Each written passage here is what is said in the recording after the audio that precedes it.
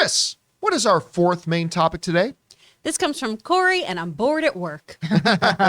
Hey, John, Me Chris, too. and Ray, and Just Aaron. kidding. If you can see this back there. Oh, hey there, Ray. If you can see this back there on your island. I was just on Twitter and saw Knives Out maybe getting a 45-day release in theaters before it hits Netflix. I think it's a good idea for Netflix to make money that they need right now. And the first was a hit. I own the original, but always fall asleep trying to watch it, so I still need to catch up. But what do you think of this if it's true? All right, thanks for saying that in, Corey, bored at work. This, look, every once in a while a story comes out where it's just like, okay, yeah, that's an interesting, and we move on. I want to really draw our attention to this. This is huge. Like, this is seismic shift happening at Netflix and their overall direction. And there's a lot of it happening at Netflix right now. We already know that they're already starting to experiment a little bit with not dropping series all at once. I mean, most of them still do, and they will for a while, but we already know they're starting to experiment just a little bit with having week-by-week releases.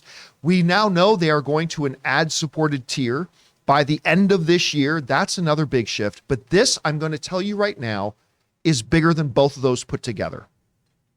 The idea that Netflix is going to take movies, their Netflix movies, and give them full exclusive theatrical releases. Not this, well, we'll release it in 5 theaters at the same time it drops on Netflix, or we'll put it in theaters 5 days before it comes out on Netflix in a couple spots. No. This would be a full 45-day exclusive theatrical window, which is now the norm for all the studios to release their films in, before putting their movies on Netflix. It is not something they have ever done. It's something that it actually looked like they were actively against.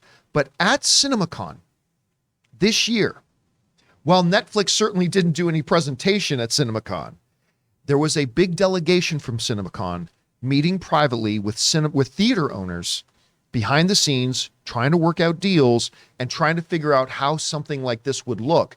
And the movie that looks like it's going to be the one they're leading the way with is Knives Out 2, the sequel to Rian Johnson's amazing first film. This comes to us from the folks over at Bloomberg who write the following. Senior executives at Netflix have discussed trying releasing a few movies with a larger window, likely 45 days, which is now the standard, in thousands of theaters later this year. 2 potential candidates are the sequel to Knives Out and a new movie from Alejandro González Iñárritu. If that test works, the company could release as many as a dozen titles in theaters going forward. All right. They say necessity is the mother of all invention. Desperation is also a pretty good motivator too. Netflix has not been having a very good go of it. Actually, Ray, if you could just look up what is the today's stock price of Netflix? I'd be curious to know that right now. But yeah, they're becoming desperate. But listen, one of the things that we have been saying for a long time around here, if you want your movie to really pop on your streaming service, give it a theatrical release first. More people will be interested in watching your movie on your streaming service if it plays in theaters first. Number one, it gets rid of the stigmatism that it's just a TV movie. But number two, you have a marketing campaign behind it. People see it, people get buzzed. And if they loved it in theaters, they're like, whichever streaming service is carrying this movie, I'm going to be a part of. Netflix now realizes that, even though we've been screaming it at them for a couple of years. But Netflix is picking up on that now. And if they can go and take a Knives Out 2, which, by the way, I believe it was around, correct me if I'm wrong, guys, I may be off by $5 or $10 million here or there. Netflix paid $460 million for the rights to Knives Out 2 and 3. $460 million. They ain't going to make that in new subscribers on Netflix. But if they can put this in theater and make like $250 million of that back, just like that, that's $250 million free dollars that they wouldn't have otherwise. And then they still get the benefit of it being on their streaming service, only they're just going to be even more interested in it because it had a theatrical release. I think, glory, hallelujah, the Lord has come. Netflix is finally starting to see the light. They have come to Jesus. They're understanding this is going to work. And I'm telling you what, it will work. Because if they put Knives Out 2 in theater and they put one of Iñárritu's new movies out in theater, they're going to realize, then they put it on Netflix, they're going to see bigger debut numbers on their Netflix service than maybe they've ever had. I think this is a great move for them. I'm excited. Ray, were you able to find that stock price right now? Jonathan told me it was 184 or 185. Still dropping. It's still $1.84. 184. I'm kidding. Yeah, I'm kidding. yeah, And $1.84. it was the deal was for $469 million. $469 million. So listen, they're going to do this. The experiment is going to work. And I believe Bloomberg would say, yeah, I think we're going to see anywhere between 8 to 12 Netflix originals going to theaters. And this is a win-win for everybody. It's a win-win for true movie fans who get to see these movies first the way it's meant to be seen on the big screen. Mm-hmm. And then in just 45 days, you can watch it at home on Netflix. It's a win for Netflix because they're going to start making a brand new stream of revenue that they have never had before. And they're going to reap benefits on the streaming service. And it's a definite win for the cinemas because we got more content now coming to the cinemas, which you know they're going to love. I think this is a no-brainer. I think this is a great move on all their parts. Chris, you're hearing about this story. What stands out to you here? We want to take a moment and thank a sponsor of today's video, ExpressVPN. So guys, if you've been listening to or following me for any period of time, you guys know that one of my big concerns is often online privacy. And that's why I use ExpressVPN. Now, I know what a lot of you guys are probably thinking. You're thinking, well, why don't you just use incognito mode? Well, let me tell you something.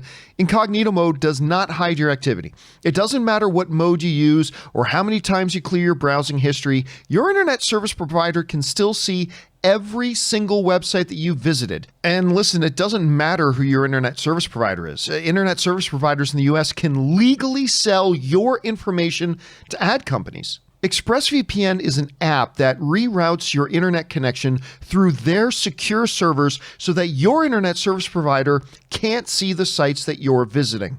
ExpressVPN also keeps all of your information secure by encrypting 100% of your data with the most powerful encryption available.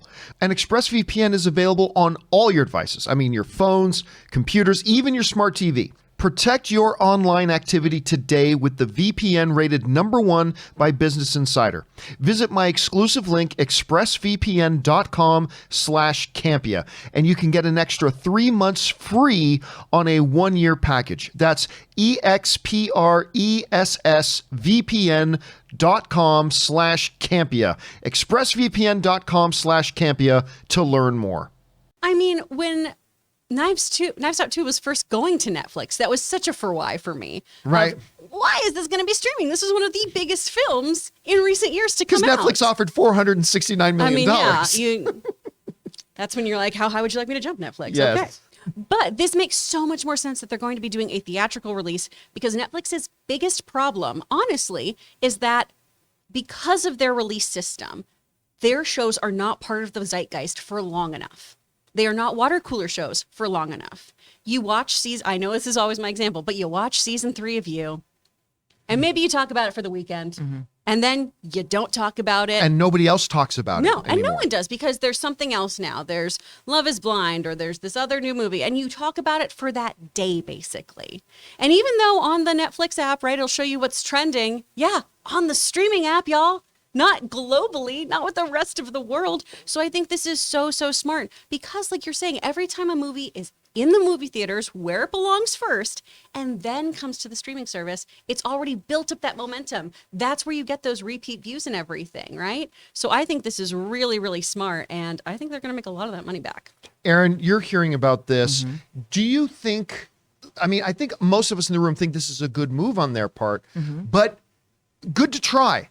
Will this actually work, do you think? How do you see this? I think it's fantastic. I mean, just to give everybody just some context. So normally their release window for Netflix in a theater, like with Power of the Dog and Don't Look Up, is 2 weeks, 14 days. That is nothing. And they've only done that a few times. Exactly. That is not the standard. So for them to say, hey, we're actually rethinking our entire business model to triple the amount of time that we're putting movies in the theater is huge. And I know, John, for years you have been saying that one of your big pet peeves with Netflix, specifically on the film side, is that they just don't do any marketing. And I've been having a lot of conversations with people who have worked directly at Netflix, who have projects that are there. And one of the things that they say that they like about working with Netflix is that Netflix's algorithm is so specific.